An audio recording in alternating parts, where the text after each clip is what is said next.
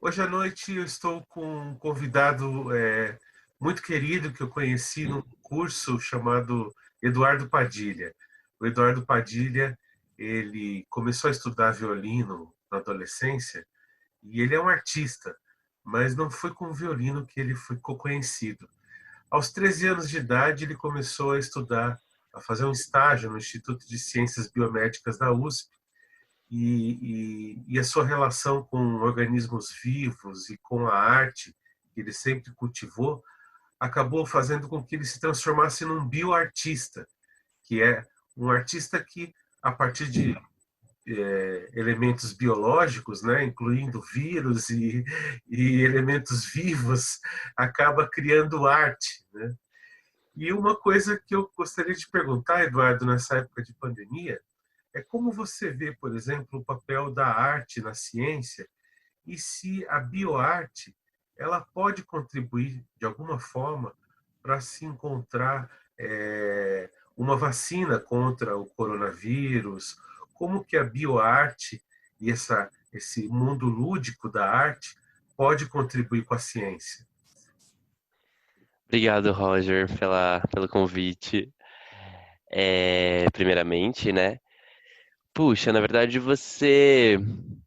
essa pergunta ela já toca, acho que, muitas coisas que estão na minha cabeça que eu tô. E com pessoas que eu tô interagindo, a gente tem discutido muito isso.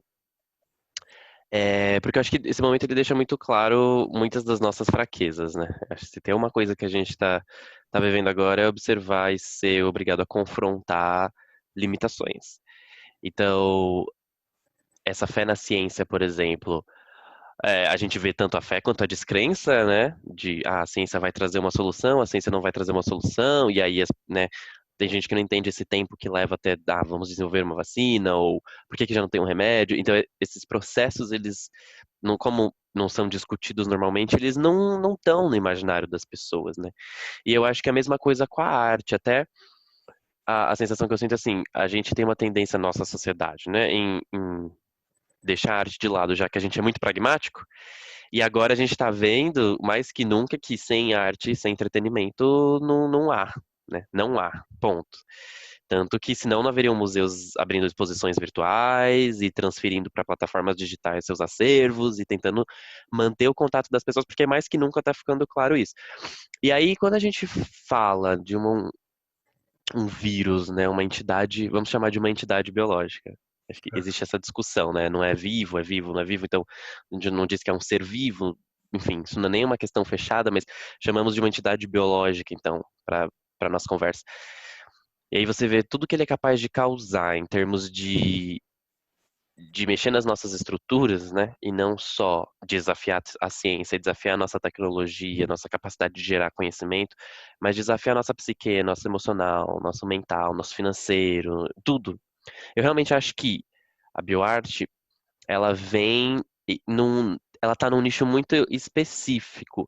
E aí ela tem uma potência muito grande para trazer soluções. Eu não diria nem em termos de uma vacina, porque isso ainda é muito claro que isso é papel da ciência, né?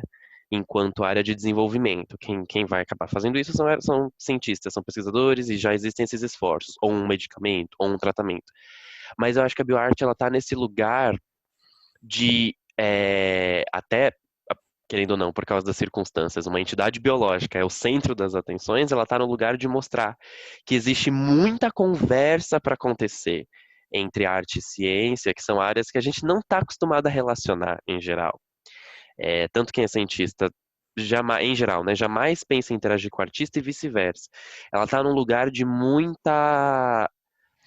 trazer muita esperança. E eu acho que quando eu digo esperança é por trazer olhares diferenciados. A gente pode aprofundar um pouquinho mais nisso, mas assim, sim, eu acho que a bioarte ela tem um potencial muito grande. Ela pode trazer várias respostas. Porque Isso por várias razões, né? Uma das razões é a questão de ter a capacidade de se imaginar novas, novas funções da, da, do método científico, né? Uma coisa que você já conversou comigo sobre essa questão de que de ampliar a capacidade de se perceber o método científico. Uhum. E isso é uma das razões pelas quais eu acho que essa conexão arte-ciência ela é muito poderosa. Porque, em geral, essa esfera do científico, ela tá ainda está muito desconexa, né, das pessoas. Então e por isso que eu acho que a gente não tem muita noção, por exemplo, enquanto sociedade, como que se faz um medicamento, vamos dizer, né? Uma vacina. Como que é esse processo?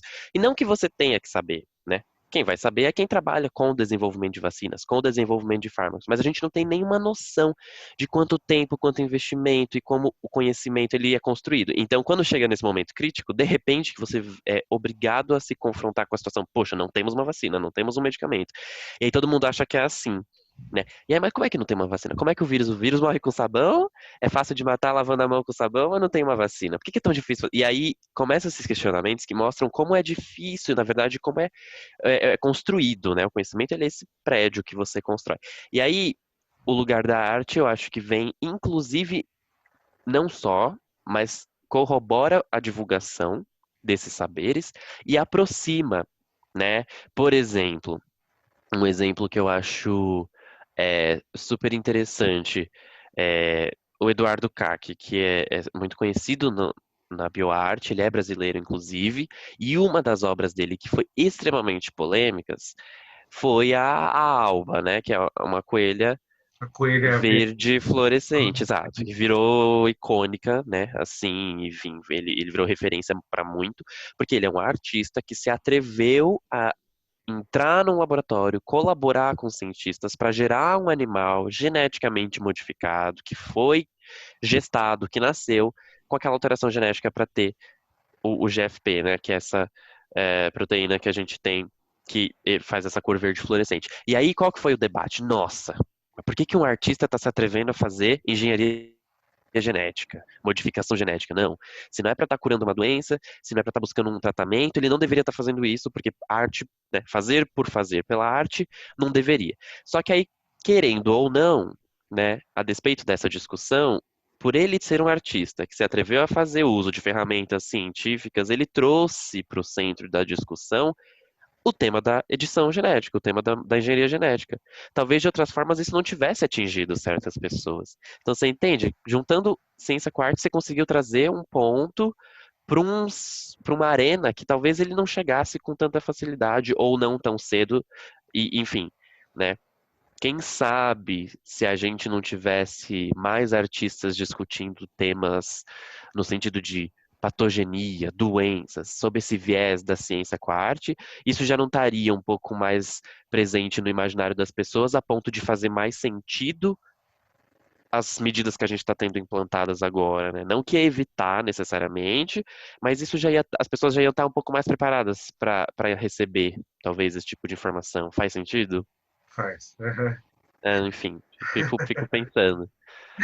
E Eduardo, queria saber de você como está a produção sua artística durante essa quarentena.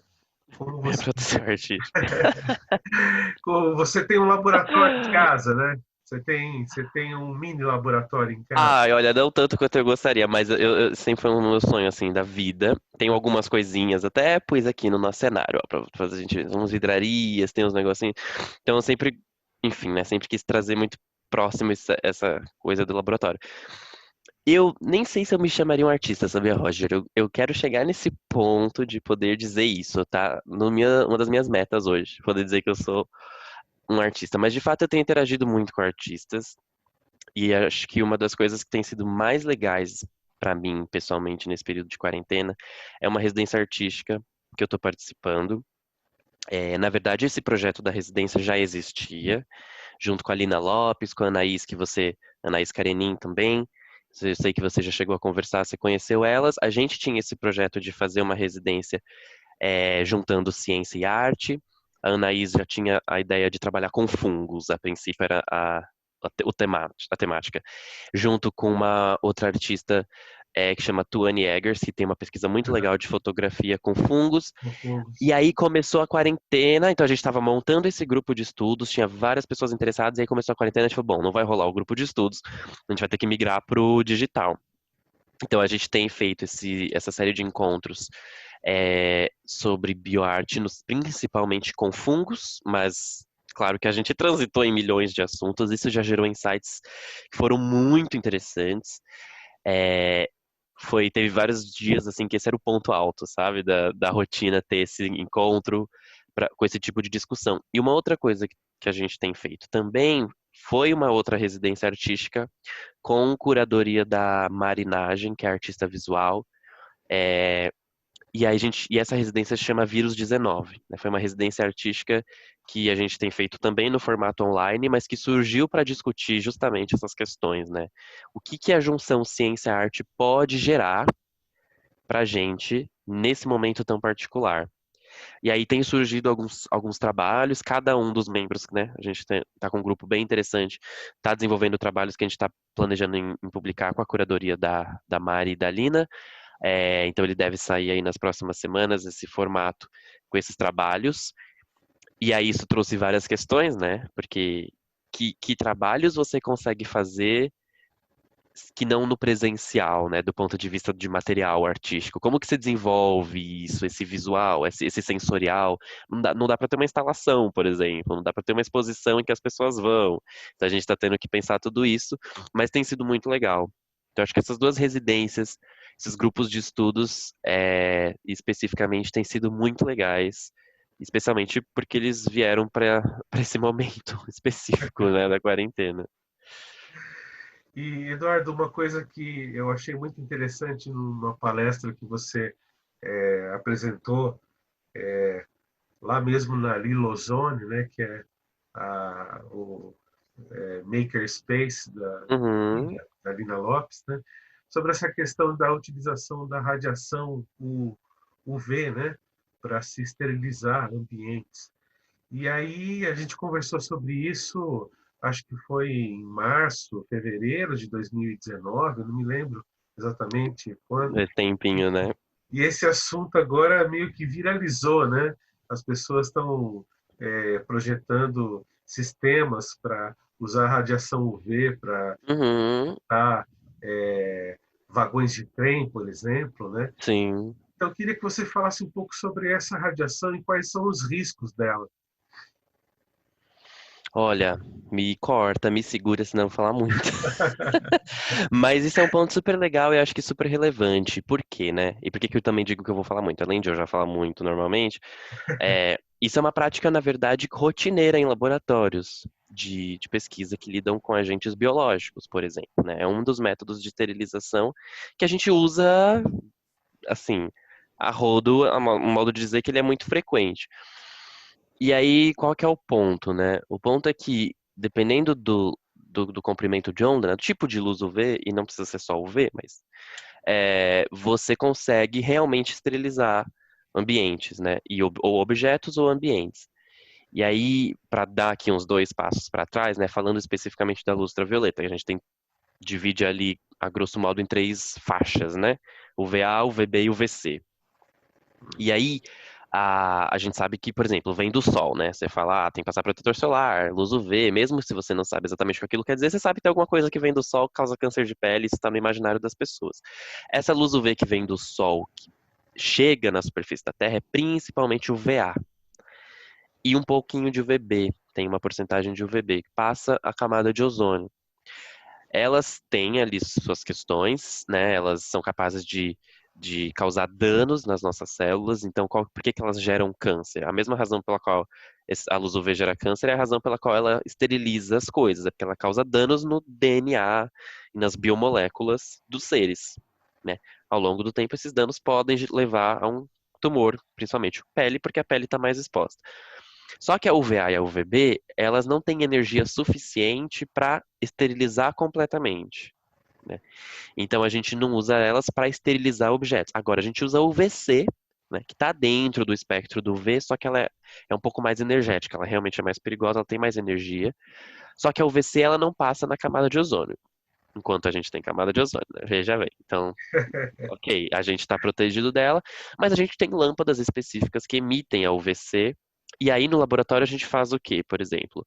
A gente tem ambientes em que a gente lida com células, por exemplo, células humanas, né? É muito fácil de contaminar, porque você entra e sai daquela sala, você traz o ar e o ar traz fungos e traz bactérias, ou você respira. Então, existe toda uma preparação para você trabalhar com certos materiais. E aí, antes de a gente entrar nessa sala, por exemplo, a gente no começo e no fim do dia, né, falando da minha experiência no laboratório, tem a prática de esterilizar por 15, 20 minutos. Então, você fecha a sala, tranca a sala, e a sala já tem lâmpadas de luz UVC instaladas.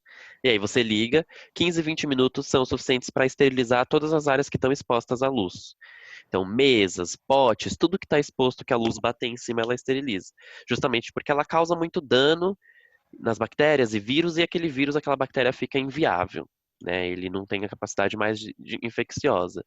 E aí, qual que é o ponto? É bom, mas é óbvio que é difícil você manejar isso, né? Numa situação, por exemplo, de lugar público ou em larga escala, porque justamente a mesma razão pela qual ela mata os micro-organismos é causar danos, e ela pode causar danos nas nossas células.